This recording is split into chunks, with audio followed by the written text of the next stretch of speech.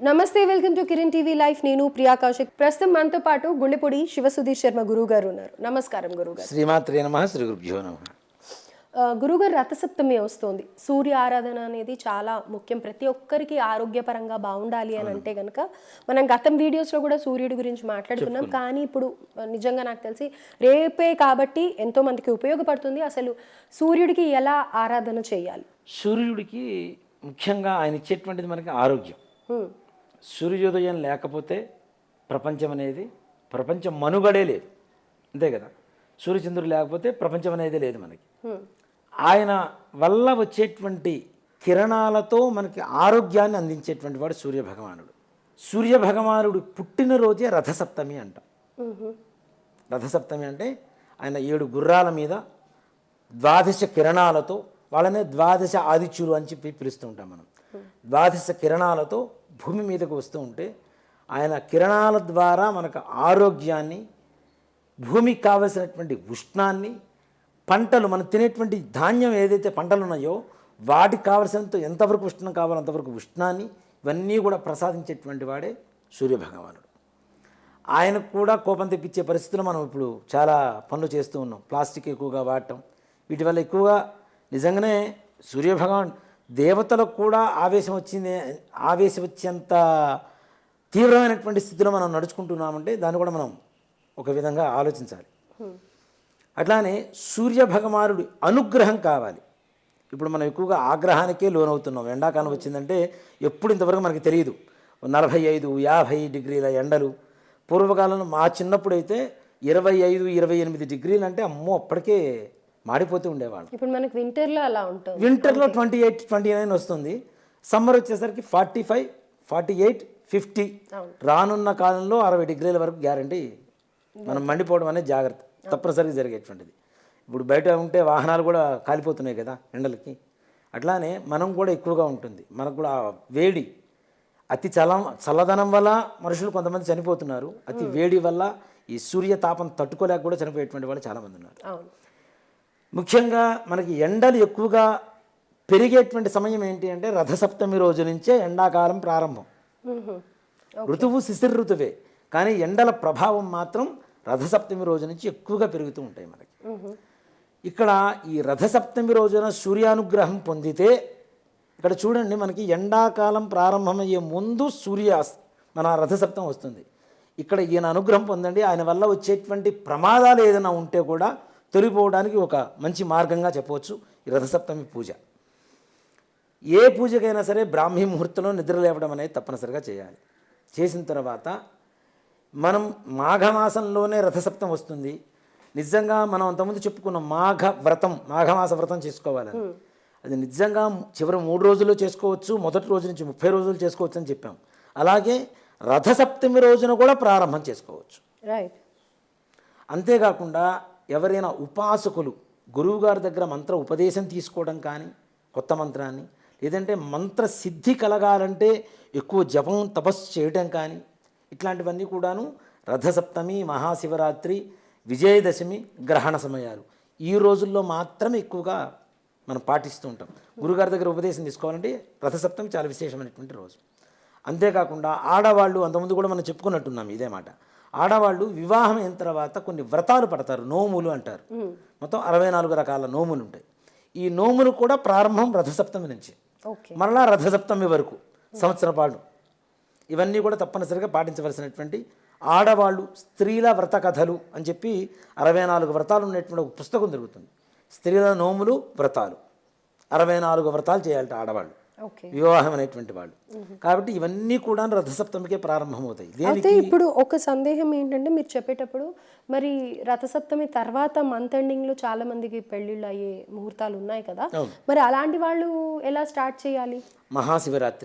శివరాత్రి నుంచి తప్పనిసరిగా మంచి విశేషమైనటువంటి రోజు. దాని తర్వాత ఇంకా మళ్ళీ ఏం లేవా? దాని తర్వాత అంటే మరలా గురు పౌర్ణమి ఒకటి, ఆషాఢ శుద్ధ ఏకాదశి ఒకటి, లేదు అనుకుంటే విజయదశమి మరలా. ఓకే, అప్పుడే స్టార్ట్ చేయాలి. ఇంకా మధ్యలో ఎప్పుడు కూడా ఏదైనా బాగుంది రోజు అంటే మొదలు పెట్టడానికి సంకల్ప సిద్ధి జరిగేటువంటి రోజు అమ్మ. ఇప్పుడు మనం ఓ పని ప్రారంభిస్తున్నామంటే దానికి మంచి రోజు చూసుకుంటాం కదా, అలానే ఏదైతే మంత్రసిద్ధి కానివ్వండి, సంకల్ప సిద్ధి కానివ్వండి, రథసప్తమి రోజున తప్పనిసరిగా ఒక సంకల్పం చేస్తే నెరవేరుతుంది. రైట్. సో ఇప్పుడు మంత్ ఎండింగ్కి మ్యారేజెస్ ఉన్నాయి అనుకున్న వాళ్ళు శివరాత్రికి కూడా స్టార్ట్ చేయాలి, ప్రారంభించుకోవచ్చు తప్పనిసరిగా. ఓకే. ఇట్లాంటివి కూడా ఈ రోజునే ప్రారంభిస్తాం. ప్రొద్దున్నే నిద్ర లేవాలి. మనం అర్క సమిధమాదిత్యాయ పాలాశకం సోమాయ అని చెప్పి ఒక్కొక్క గ్రహానికి ఒక్కొక్క సమిధలు వాడుతూ ఉంటాం హోమానికి. అలా వాడేటువంటి సమిధల్లో మనం సూర్య భగవానుడికి వాడేటువంటి సమిధ ఏమిటి అంటే జిల్లేడు. ఓకే. అర్కము అంటే జిల్లేడు అని అర్థం. దాంట్లో 2 రకాలు ఉంటాయి, శ్వేతార్కం, మామూలు అర్కం. మామూలు జిల్లేడు చెట్లు ఉంటాయి, శ్వేతార్కం అంటే తెల్ల జిల్లేడు చెట్టు. ఈ జిల్లేడు ఆకుల్ని ఒక మనిషికి 9 ఆకులు చొప్పున మనం తెచ్చుకోవాలి. ఇంట్లో ఎంతమంది ఉంటే అన్ని ఆ 9 ఆకులు తెచ్చుకోవాలి. తెచ్చుకొని పొద్దున్నే నిజంగా చెప్పాలంటే మాఘమాసంలో అంతకుముందు కూడా చెప్పుకున్నట్టుగానే తప్పనిసరిగా స్నానం అనేది నది, చెరువు, సముద్రం, సెలయేర్లు ఇట్లాంటి చోట స్నానం చేయాలి అని చెప్పి శాస్త్రం పక్కాగా చెప్తుంది. ఇంట్లో ఉన్న నీళ్ళతో చేయటం అనేది అంత శ్రేష్టం కాదు అని.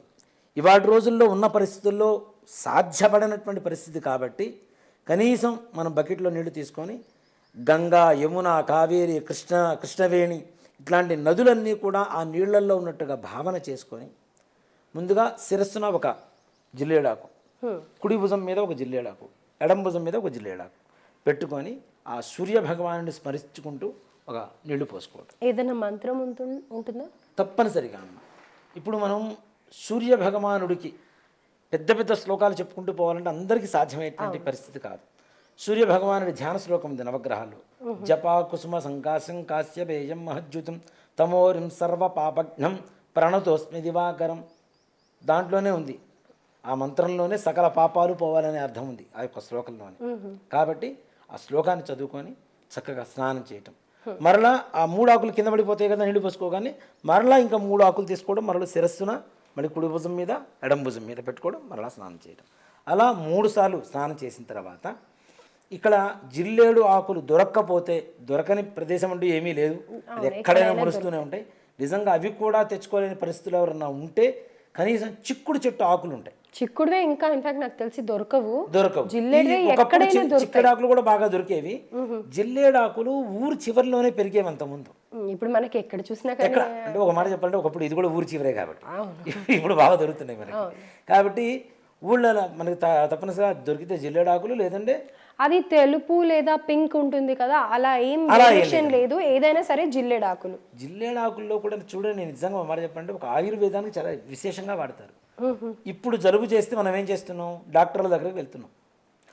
ఓలినో ఏదో ఒక ఇది ఉంటుందమ్మా, ఒక దీనిలాగా డ్రాప్స్, నైజల్ డ్రాప్స్ ఉంటాయి. అవి దేంతో తయారు చేస్తారు అనుకుంటున్నారు? తెల్ల ఈ జిల్లేడు ఆకులు ఉన్నాయి కదా, ఆ రసంతోనే తయారు చేస్తారు. మరి అది చాలా విషం అని అంటూ ఉంటారు కదా. జిల్లేడు పాలు విషం, ఓకే. జిల్లేడు ఆకు రసం విషం కాదు. జిల్లేడు పువ్వు, అప్పుడు పూలు కానీ ఆకు కానీ వచ్చినప్పుడు పాలు వస్తాయి కదా, అవి కూడా దెబ్బలు తగిలిన చోట పెడితే గ్యారంటీ దెబ్బలు తగ్గుతాయి. ఓకే, అంటే దానికి తెలిసి ఉండాలి. ఆయుర్వేదంలో వాడతారు ఎక్కువగా.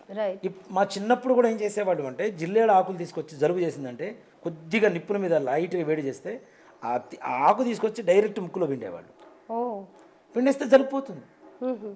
అంతే, తుమ్ములు వస్తాయి, టకటకడగా 4 తుమ్ములు వచ్చి లోపల ఉన్నటువంటి కఫం అంతా కూడా బయటికి వెళ్ళిపోయి తప్పనిసరిగా ఆ ముక్కులో పోసినప్పుడు ఆటోమేటిక్గా అది గొంతులో కూడా వస్తుంది. ఆ చేదు తగులుతుంటుంది, లోపల ఉండే కఫం మొత్తం కూడా కట్ చేసుకుంటూ బయటకు వచ్చేసి. అంత శక్తివంతమైనది మనకి అర్క సమిధం అంటాం. అంటే జిల్లేడు అంటే సూర్య భగవానుడికి చాలా ప్రీతికరమైనటువంటి ఒక సమిధ చెట్టు అది.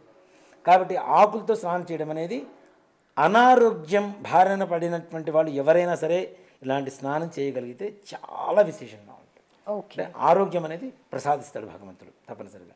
మనం స్నానం చేస్తాం. స్నానం చేసిన తర్వాత సూర్య భగవానుడి దర్శనం అవుతుంది కాబట్టి, సూర్యోదయం అవుతుంది కాబట్టి అవకాశం ఉన్న వాళ్ళు సూర్య నమస్కారాలు చేసుకోండి. ఇది అంతా బిఫోర్ 6 చేయాలా? సూర్యుడు రాకముందు స్నానం ఇవన్నీ. సూర్యుడు వచ్చిన తర్వాత సూర్య నమస్కారాలు చేసుకోవడం అనేది.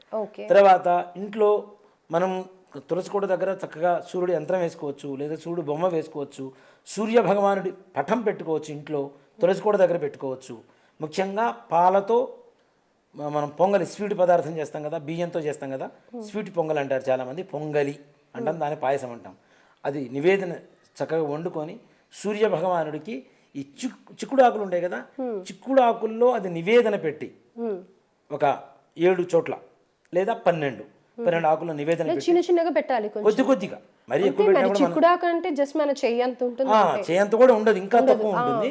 కొద్దిగా పెట్టేసి చిన్న చిన్న ద్వాదశాదిత్యులు అని చెప్పి అనుకున్నాం కదా ఇందాక, ఆ ద్వాదశాదిత్యులకు నైవేద్యం పెట్టి మనం చక్కగా మనం కూడా ఆ స్వామివారి ప్రసాదాన్ని స్వీకరించడం. అవకాశం ఉన్నవాళ్ళు యథావిధిగా మంత్రోచ్చారణతో అరుణపారాయణ మహాసౌరం త్రిచ విధానం 3 విధానాలు ఉన్నాయి. ఈ విధానాలతో సూర్య నమస్కారాలు చేయించుకోవటం. ఇంకోటి కూడా ఏంటంటే మాఘమాసంలో ప్రతి ఆదివారం సూర్య భగవానుడికి ఇష్టమైనటువంటి వారమే, చాలా ప్రీతికరమైన మాసం. కాబట్టి ఈ మాఘమాసం అంతా కూడాను మకర రాశిలోనే సూర్యుడు ఉంటాడు కాబట్టి, ఈ మాఘమాసం ఆ సమయంలోనే వస్తుంది కాబట్టి మనకి మకర సంక్రాంతి మనం ఎక్కువగా విశేషంగా చేస్తుంటాం కదా, అట్లానే ఆ మకర రాశి అనేది సూర్య భగవానుడికి విశేషమైనటువంటి స్థానం కాబట్టి ఆ సమయంలోనే మాఘమాసంలో వచ్చేటువంటి రథసప్తమి రోజున సూర్య భగవానుని ఎంత పూజ చేయగలిగితే, లేదు ద్వాదశాదిత్యుల నామాలు ఉంటాయి, ఈ నామాలు 12 పేర్లు మనసులో తలుచుకున్నా తప్పనిసరిగా సూర్య భగవానుడి అనుగ్రహం చేత పరిపూర్ణమైనటువంటి సంపూర్ణమైనటువంటి దేహ ఆరోగ్యం, మానసికమైనటువంటి ధైర్యం లభిస్తుంది. రైట్ గురుగారు. సో ఇది ప్రాసెస్ అన్నమాట. ఆ రోజు ఏం లేదు, జిల్లెడాకులతో స్నానం చేయడం, అండ్ దాని తర్వాత సూర్యుడి విగ్రహం కానీ లేకపోతే మీరు అన్నట్టుగా ముగ్గు కానీ పటం కానీ పెట్టుకొని పూజించడం అంతే. నవగ్రహాల్లో జపాకుస్మ సంకాశం అనే మంత్రం ఒక్కటి ఆ ఒక్కరోజు కనీసం 100 నిమిషాలు చేసినా కూడా ఆరోగ్యం ఇస్తాడు భగవంతుడు. ఓకే, మినిమం 11 టైమ్స్ చేయొచ్చు, మాక్సిమం ఇంకా ఎవరి అవకాశం ఉంటే 108 టైమ్స్ కూడా చేయొచ్చు. అది పగలు మాత్రమే చేయాలి, సూర్యాస్తమైన తర్వాత సూర్య ఆరాధన లేదు కాబట్టి లేదు. ఓకే గురుగారు. సో స్నానం అనేది 6 o'clock వరకు అయిపోగొట్టుకున్న దాని తర్వాత పూజా విధానం చేసుకుంటే, ఇది నాకు తెలిసి కరెక్ట్గా ప్రతిరోజు పూజని ఆచరించే వాళ్ళకి 10 నిమిషాలు కూడా పట్టని అసలు ఎప్పుడో ఒకసారి పూజ చేసుకున్న వాళ్ళు కూడా పెద్ద సమయం అయితే ఏం కాదు. ఉట్టిగా పాయసం ఒకటి చేసుకోవడానికి కొంచెం టైం పడుతుంది, కానీ మంత్రాలు చదవాలనే లేదు. మన మనసులో ఉన్నటువంటి ఓం సూర్యాయ నమః, ఓం ఖగవోషాయ నమః, ఓం భానవే నమః, ఏ నామం పలికినా కూడా ఆయనే కాదు, ఏదైనా ఒక్క నామం చెప్పుకొని భానవే నమః, భానుడు అంటే సూర్యుడు కదా, కాబట్టి ఓం భానవే నమః అని చెప్పి పూజ చేసుకోవచ్చు. అలాగే గురుగారు, ఆ నామ స్మరణ చేసుకుంటూ ఆ రోజంతా కూడా గడిపినా కూడా మహాపుణ్యం. ఇది ప్రతి మాఘ ఆదివారం ఇలానే ప్రొసీజర్ ఫాలో అవ్వాలి అని చేసుకుంటే చాలా మంచిది, చాలా మంచిది. 4 ఆదివారాలు 5 దీర్ఘకాలికంగా బాధపడుతున్నటువంటి వాళ్ళు ఎవరైతే ఉన్నారో వాళ్ళందరికీ మంచి సూర్యోపాసన అనేది మంచి తరుణోపాయం. అండ్ ఇంకోటి, మీరు అరుణ పారాయణం అన్నారు కదా, ఆ అరుణ పారాయణం మనం వెళ్ళి ప్రత్యేకంగా పార్టిసిపేట్ చేయలేకపోయినా, మన ఇంట్లో చెప్పుకోలేకపోయినా యూట్యూబ్లో ఎన్నో ఉంటాయి కదా, అలా ఏమన్నా విన్నా కానీ మంచిదే వినొచ్చు. ఏదైనా దేవాలయాల్లో జరుగుతూ ఉంటాయి తప్పనిసరిగా సూర్య నమస్కారాలు, అక్కడ వెళ్ళి సరౌండింగ్స్ లో కూర్చున్నా కానీ దాని ఎఫెక్ట్ చాలా తప్పనిసరిగా తీర్థం ఇస్తారు. ఆ తీర్థంగా పరమ పవిత్రమైనటువంటి తీర్థం, ఆ రక్తచందనంతో స్వామివారికి పూజ చేసినటువంటి తీర్థం ఇస్తారు. అది తీసుకోవడం ద్వారా అంటే రక్తచందనం మనం శరీరం మీద పూసుకుంటూ ఉంటాం, దాన్ని మితంగా ఆయుర్వేద పరంగా తీసుకుంటే దేహం సువర్ణమయం అవుతుంది, ఓకే, అలాగే వజ్రంలాగా తయారవుతుంది శరీరం కూడా. కాబట్టి ఆ విధంగా చేయడం కూడా చాలా మంచిది.